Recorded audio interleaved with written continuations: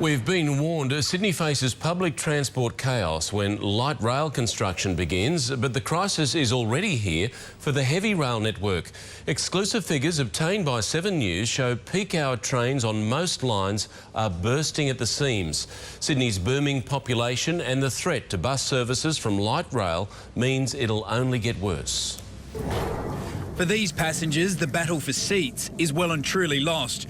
They're now battling for space. According to Sydney Trains, this is 160% full, standing room only. When you see a train with 135–45%, that's every seat taken and most standing areas full, you know, even in the upper and lower deck.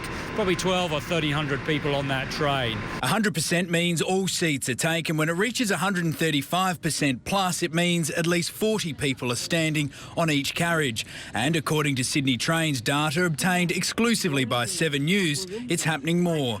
These are the worst lines in the morning peak. The Northern Line is averaging up to 148% capacity. The Inner West 138%, Western 137%, the Southern Line 137%, and the Illawarra 132%. In all, 9 of the 12 morning peak services are averaging over 100%. You know, if you're standing on a crowded train, it's going to pose a problem for you as an individual. We know that certainly some lines there is that constraint. Sydney commuters took 316 million train rides last year. That's an increase of 3.8%, with 3% growth expected next year. They're better in some ways to try and avoid the peak periods if they can, you know, go outside the shoulders of the peak.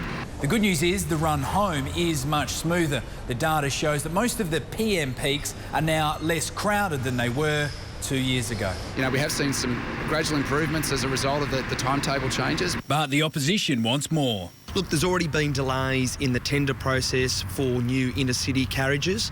The government really needs to get a focus on this. Let's go live now to Lee Jelisek at Redfern Station. Lee, does the government have any solutions apart from telling us not to catch trains in peak hour?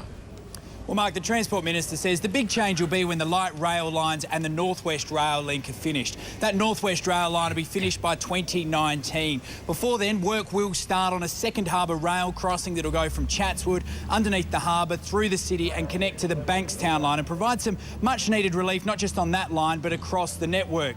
That's the good news. The bad news is it won't be finished for another 9 years, Mark. It's a long time to stand, Lee. Thank you.